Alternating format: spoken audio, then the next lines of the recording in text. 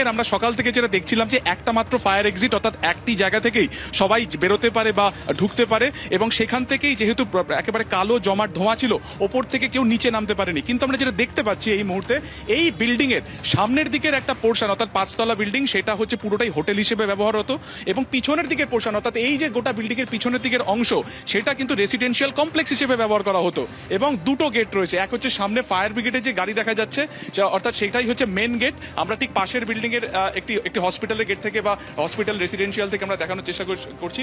এই যে সামনে যে ফায়ার ব্রিগেডের গাড়িটি রয়েছে, সেখান থেকে বাদিকে গেল হচ্ছে ফ্রন্ট গেট, অর্থাৎ যেটা কলকাতা পুলিশের তরফে আটকে রাখা হয়েছিল। এবং দ্বিতীয় আরেকটি ফায়ার এক্সিট কিন্তু গেট ছিল, যেটা কিন্তু বলা হচ্ছে যে রাত্রেবেলাতে সেই গেট বন্ধ থাকে, এবং হোটেলের যারা যেখানে আগুন লেগেছে সেই আবাসিকদের পক্ষে কিন্তু সেটা জানা সম্ভব ছিল না যে এই হোটেলের দুটি গেট রয়েছে, এবং সেই কারণে তারা নিচে নামতে পারেনি এবং মেন গেট থেকে তারা বেরোতে পারেনি। আমরা আজকে সকালবেলাতে এসে দেখছি যে এই যে কলকাতা পুলিশের তরফে পিছনের দিকে যে গেট, সেটাকে সিল করে দেওয়া হয়েছে, এবং সেখানে একটি অ্যাম্বুলেন্স দাঁড় করানো হয়েছে। গতকালকে এখান থেকেই যারা যারা যারা যারা মারা গিয়েছেন দম বন্ধ হয়ে, তাদেরকে এই গেট থেকে বার করা হয়। এবং আমরা দেখতে পাচ্ছি এই যে কালো রঙের যে গেট রয়েছে, এই কালো রঙের গেট হচ্ছে দ্বিতীয় গেট, অর্থাৎ সেকেন্ড এক্সিট গেট, যেই গেট কিন্তু ঘটনার পর থেকে পুলিশের তরফে পুরোপুরি সিল করে দেওয়া হয়েছে। এখানকার যারা বাসিন্দা তাদের বক্তব্য হচ্ছে সকাল 10টা থেকে রাত্রি 9টা পর্যন্ত এই গেট খোলা থাকে, এবং সেই দুটো গেটের উপস্থিতি কিন্তু তারা জানেন, তার কারণ তারা দীর্ঘদিন এখানকার থাকেন। তারা জানেন যে সামনের দিকের গেটও ব্যবহার করা যায় বেরোনোর ক্ষেত্রে, পিছনের দিকের এই যে কালো গেট তুমি দেখতে পাচ্ছ, এটাও ব্যবহার করা যায়। কিন্তু আবাসিকদের পক্ষে কিন্তু এটা জানা সম্ভব ছিল না, এবং জানলেও এই গেট কিন্তু রাত্রেবেলাতে বন্ধই ছিল, তার কারণ অফিসিয়াল সময় অর্থাৎ 10টা থেকে রাত্রি 8টা-9টা পর্যন্ত এই গেট খোলা থাকে, এবং তারপর কিন্তু এই গেট সম্পূর্ণ বন্ধ থাকে। এবং যারা এখানকার বাসিন্দারা তারা কিন্তু তাদের নিজেদের গেট থেকে ব্যবহার করেন বা তারা ফ্রন্ট গেট ব্যবহার করেন। তাই এই হচ্ছে সেকেন্ড গেট বা সেকেন্ড এক্সিট গেট। এবং আমরা দেখতে পাচ্ছি নতুন তালা লাগানো হয়েছে, এবং পুলিশের তরফেই তালা লাগানো হয়েছে, পুরোটাই কিন্তু চেন দিয়ে ঘিরে রাখা হয়েছে। একবার সামনে আসার চেষ্টা বলবো শ্যামল জানাকে, এখান থেকে দেখা যাচ্ছে যে পিছনের দিকে অংশে যাওয়া যায়। এখানে একাধিক অফিস রয়েছে, এখানে কিন্তু রেসিডেন্সিয়াল কমপ্লেক্স এখানে রয়েছে, এবং দুটো এক্সিট থাকা সত্ত্বেও প্রশ্ন উঠছে যে যখন আগুন লাগে তখন কেন এই গেট খুলে দেওয়া হয়নি। এইটা একটা বড় সড়ো প্রশ্ন। যদি এই গেটের উপস্থিতি তারা জানতেন, তাহলে ফ্রন্ট গেট যেখানে কালো জমাট ধোঁয়া ছিল বা যেখানে আগুন ছিল বা যেখানে ফ্লেম ছিল, যেখান থেকে না বেরোতে পেরে অনেকে ছাদে চলে যান বা ওপর থেকে ঝাঁপ মারার চেষ্টা করেন, তারা অন্তত পক্ষে এই দ্বিতীয় গেট থেকে তারা বেরোনোর চেষ্টা করতে পারতেন।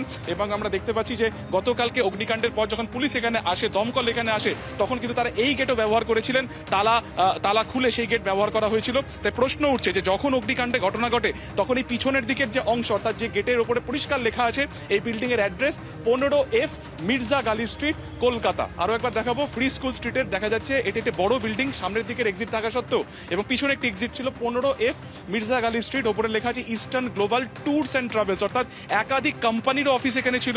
এখানে প্রায় বহু বছর ধরে থাকা টেনেন্টসও এখানে কিন্তু ছিল, এবং এই গোটা বিল্ডিং এর সামনের দিকের পোর্শনের পাশাপাশি যেটাকে হোটেল হিসেবে ব্যবহার করা হতো, এবং পিছনের দিকে যে পোর্শন সেটা কিন্তু রেসিডেন্সিয়াল কমপ্লেক্স হিসেবে ব্যবহার করা হতো।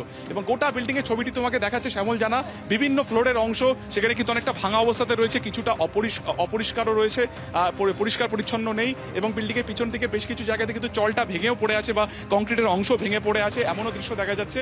তাই প্রশ্ন উঠছে যে পিছনের দিকের এক্সিট গেট কেন খুলে দেওয়া হলো না, যাতে যারা আবাসিকরা ফ্রন্ট গেট থেকে বেরোতে পারছিলেন না, যারা দ্বিতীয় গেট, যারা জানতেন না যে দ্বিতীয় একটি এক্সিট গেটও রয়েছে, তারা যদি জানতেন তাহলে সেক্ষেত্রে কিন্তু তারা ছাদে চলে যেতেন না বা কেউ ওপর থেকে নিচে ঝাঁপ মারারও চেষ্টা করতেন না। ফলত সব মিলে দেখা যাচ্ছে যে কলকাতা পুলিশের তরফে একটি অ্যাম্বুলেন্স দাঁড় করে রাখা হয়েছে, যে কেউ আটকে রয়েছে কিনা সেটা দেখার জন্য, গেট বন্ধ করে রাখা হয়েছে। পাশাপাশি কিন্তু পুলিশের তরফেও এই যে গেট, সেখানে পোস্টিং দেওয়া হয়েছে, ডিপ্লয়মেন্ট করা হয়েছে ফোর্সের তরফে। এবিপি আনন্দ, এগিয়ে থাকে, এগিয়ে রাখে।